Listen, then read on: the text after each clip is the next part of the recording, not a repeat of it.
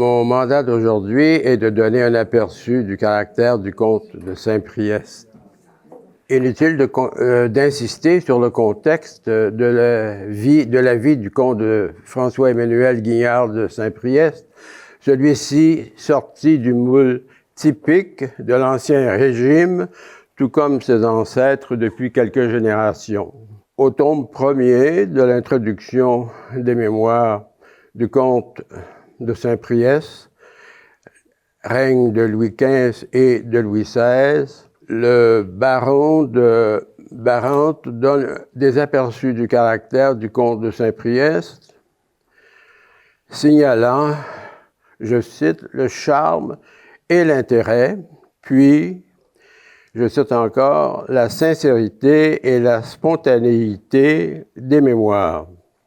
À 4 ans, le comte de Saint-Priest devient chevalier de l'ordre de Malte. Ses preuves de noblesse se trouvent aux archives de l'ordre. Scolarisé par les Jésuites jusqu'en 1749, puis chanceux à 16 ans, François-Emmanuel Guignard de Saint-Priest, rassurant pour la famille royale et pour la cour, à titre de chevalier de Malte, devient membre des gardes du corps à Versailles. Il a donc l'occasion, je cite, de juger et d'écrire les faiblesses et les compromissions des milieux de la cour. Fin de la citation. Il aime finalement celle-ci. Dans le cadre de sa mission en Turquie, il obtient, je cite, la confiance et l'amitié de nombre d'hommes d'État étrangers qui lui furent dans la suite de sa vie et jusque dans l'immigration d'un si précieux appui.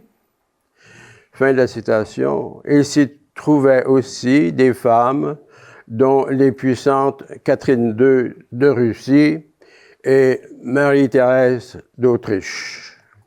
Une autre personne voulant aider à sa manière la France et la famille royale est le comte de Fersen. Il publia en 2 tomes un ouvrage intitulé « Le comte de Fersen et la cour de France » en 1877. Je retiens le passage suivant. Monsieur de Saint-Priest, joint à l'esprit du caractère et de la fermeté, si l'occasion s'en présentait, c'est le seul sur lequel le roi puisse s'appuyer. Je suis fort bien avec lui, sa maison est la mienne, il me comble de bonté, de politesse et de confiance. Je sais par lui tout ce qui se passe et souvent même il me consulte. Passons maintenant à des idées de Saint-Priest, mémorialistes. Saint-Priest n'a pas aimé l'historien Lacretelle. Prenons l'exemple de l'attentat de Pierre Damien contre Louis XV. Je cite, « L'historien du XVIIIe siècle, Lacretelle le Jeune, rend de cet événement un compte inexact. Ce qui lui est arrivé aussi sur d'autres faits. J'espérais n'avoir à m'occuper de son frivole ouvrage, mais il se trouve toujours sur mon chemin. Les erreurs dont il abonde, c'est-à-dire, m'inspirent une sorte de colère. » Saint-Priest apprécie donc franchement l'exactitude. Sans que nous connaissions la source de son inspiration, le jeune militaire que fut Saint-Priest ose encore une fois présenter une demande. Je cite, « Je voyais la guerre finir et l'idée me vint d'écrire à M. le duc de Choiseul pour lui demander la place de ministre plénipotentiaire de France en Portugal lorsqu'on y nommerait quelqu'un. Il me fit une réponse honnête, me disant que si cette nomination le regardait, lorsqu'il y aurait lieu, il mettrait mon nom sous les yeux du roi. Sûr comme je l'étais, écrit Saint-Priest, de la bienveillance du prince de Beauvau, je lui montrai ma lettre et la réponse. Je cite la réponse de M. de Beauvau. « C'est de l'eau bénite de cour, me dit-il, mais je tâcherai de lui donner plus de valeur. » Fin de la citation. Le jeune homme s'occupe ici activement de son avenir. Il a de l'initiative. Au jeu des influences, il sort donc gagnant. Je cite, « Monsieur et Madame de Beauvau sollicitèrent vivement pour moi et enfin, au mois de mars, j'eus l'assurance de ma nomination. J'accomplissais ma 28e année et me trouvais fort heureux, à cet âge, de débuter par une pareille mission dans la carrière diplomatique. » Saint-Priest décida de nous confier ses vues sur les compétences essentielles en diplomatie.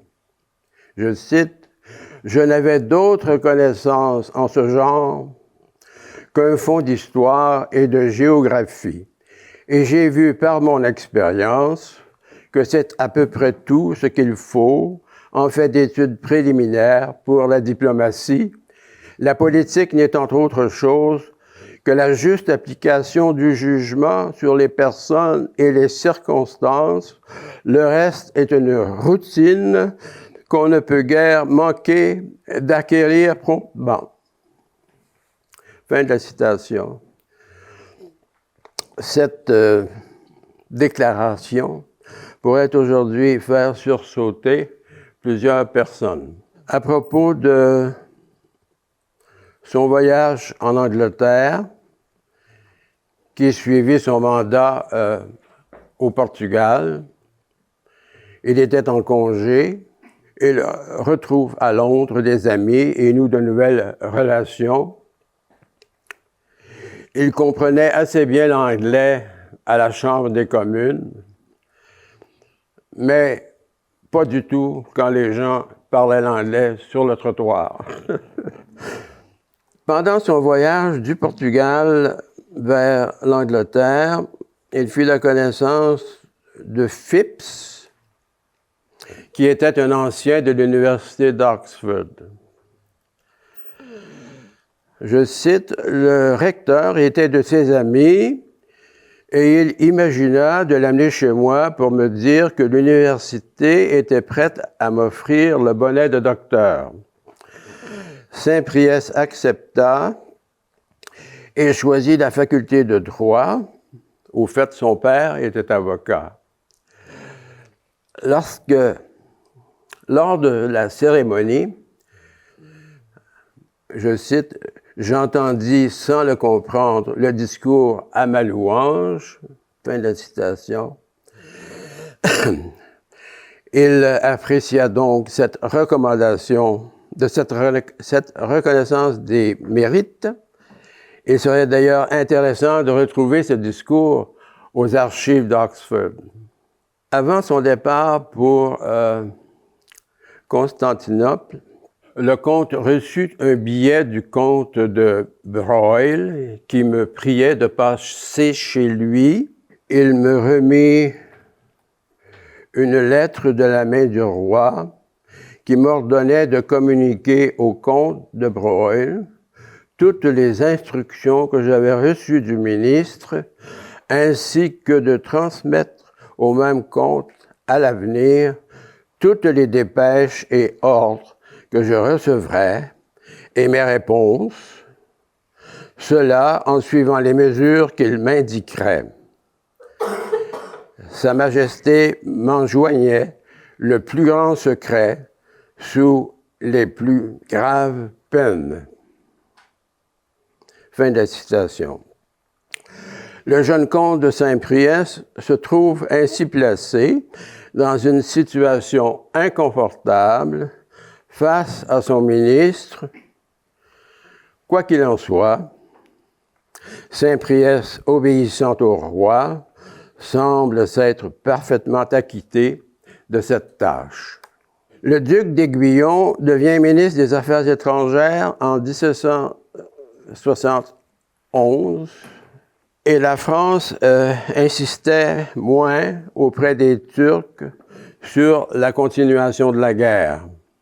Nous avons ensuite une explication du début des relations particulières de Saint-Priest avec la Russie. Je cite, « Dans une de ses actions, un détachement russe qui avait passé le Danube fut battu. Le prince Repnine, qui le commandait, fut fait prisonnier et amené en triomphe à Constantinople. Son frère aîné, le prince Nicolas Repnine, se trouvait en France pour des raisons de santé. Il pria M. d'Aiguillon d'obtenir du roi qu'on m'écrivît de travailler à la liberté du prisonnier. » Fin de la citation. Le comte ajoute, et je cite, « Je rassemblai toutes mes forces dans cette occasion importante, et ce fut à moi que le prisonnier fut rendu. » Fin de la citation. Je cite encore, « Son frère, le prince Nicolas, me sut un gré infini de mes soins pour cet infortuné jeune homme. L'amitié qu'il en conçut pour moi ne m'a jamais été inutile dans les traverses que j'eus à essuyer par la suite. Elle a duré autant que sa vie. À ce stade, donc, pour le comte, c'était le début d'un rapprochement personnel et familial avec la Russie. Le 17 mai 1774, le comte écrit « La mort de Louis XV avait précédé de fort peu la conclusion de la paix de Kutchuk-Kainardji. Je le servais depuis ma première jeunesse. J'avais reçu plusieurs marques de sa bienveillance.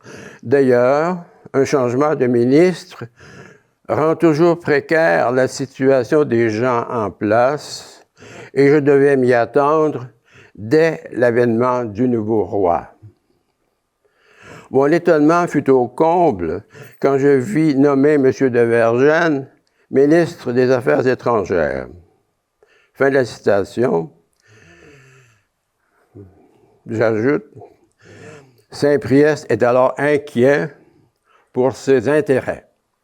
Parlant de son mariage avec Mademoiselle de Ludov, il écrit « Elle avait 17 ans de moins que moi et notre union a duré 33 ans. Époque la plus heureuse de ma vie. Les enfants qu'elle m'a laissés font toute ma consolation. » Fin de la citation. Voici le genre d'époux et de père que fut Saint-Priest. Alors, de retour aux relations avec la Russie, il écrit « La paix des Turcs conclue, je devais m'attendre que la Russie enverrait un ambassadeur extraordinaire à Constantinople. Ce nouvel ambassadeur de Russie était son ami, le prince Nicolas Repnine. Toutefois, Saint-Priest exprime une seconde fois son désir de congé. Il y avait 8 ans révolus que j'étais à Constantinople, je cite, « Le désir de revoir ma famille, de lui présenter ma femme et l'aîné de mes fils, né en 1775, me faisait désirer un voyage en France. Il m'était important, en outre, de paraître à la jeune cour, de m'en faire connaître et d'y veiller moi-même à mes intérêts. » Fin de la citation. Vergennes accepta. Remarquez que père de famille et homme responsable, Saint-Priest avait pour devoir de veiller à ses intérêts. Une épreuve attendait le jeune couple. Pendant le voyage, l'aîné, bébé, tomba malade et il fut inhumé à la hauteur de l'île de Saint-Pierre, sous la Sardaigne. Le couple ne se découragea point et eut subséquemment d'autres enfants, mais son manque d'expérience est frappant, car pareil voyage, dans les conditions de l'époque, était très dangereux pour un poupon. À son retour en France, il écrit ce qu'il pense de la cour. Tout y était en effet à peu près renouvelé. De nouveaux ministres avaient pris la place de ceux que j'y avais laissés et les vieux courtisans et serviteurs de Louis XV avaient disparu. Je n'ai plus d'énergie électrique, alors je termine ici. Mais je veux ajouter que vers la fin du premier tome, Saint-Priest, comme Necker, réalise que le plan de Necker pour les États généraux est rejeté par la famille royale et les autres et d'autres membres de la cour. Je pense que les deux étaient conscients que les jeux étaient maintenant faits, c'est-à-dire que la France s'en allait vers une société démocratique. Les modalités allaient être déterminées un peu plus tard. Une chose qui est fascinante au fond par rapport à la sorte de perspective qui était apparemment gagnante pour le moment, c'est que personne, je pense, ne pensait à ce moment-là à Napoléon.